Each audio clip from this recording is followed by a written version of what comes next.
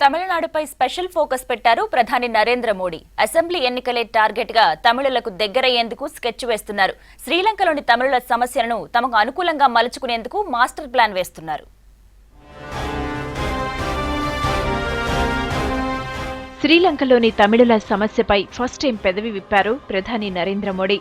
అక్కడి ప్రజలతో పాటు తమిళులకు సమానత్వం, సమన్యాయం, గౌరవం దక్కాల్సిందేనన్నారు. తమిళుల ఆత్మాభిమానాన్ని శ్రీలంక సర్కార్ గుర్తించాలన్నారు. తమిళుల సమస్యకు రాజకీయ పరిష్కారాన్ని కనుగొనాల్సి ఉందన్నారు. ఇందుకు శ్రీలంక ప్రభుత్వం చిత్తశుద్ధితో కృషి చేయాలన్నారు.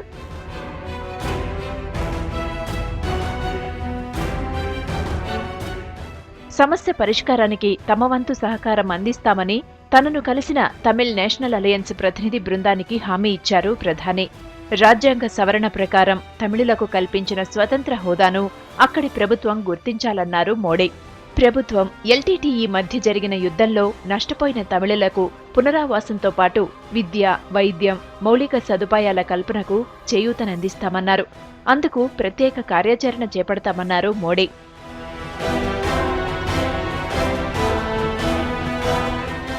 శ్రీలంకలోని తమిళుల సమస్యలపై పార్లమెంటులో తమిళనాడు ఎంపీలు నిరసన తెలిపినా స్పందించని మోడీ ఇప్పుడు మద్దతుగా మాట్లాడడం వెనుక పెద్ద వ్యూహమే ఉన్నట్లు కనిపిస్తోంది. 2016లో అసెంబ్లీ ఎన్నికలు జరగనున్న తమిళనాడుపై ఇప్పట్నుంచే కాన్సంట్రేట్ చేశారు మోడీ. తమిళులకు దగ్గరయ్యేందుకు అందివచ్చిన అన్ని అవకాశాలను ఉపయోగించుకోవాలని భావిస్తున్నారు.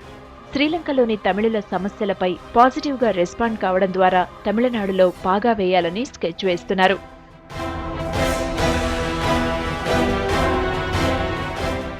మొత్తానికి మోడీ ప్రయత్నం ఎంతవరకు వర్కౌట్ అవుతుంది?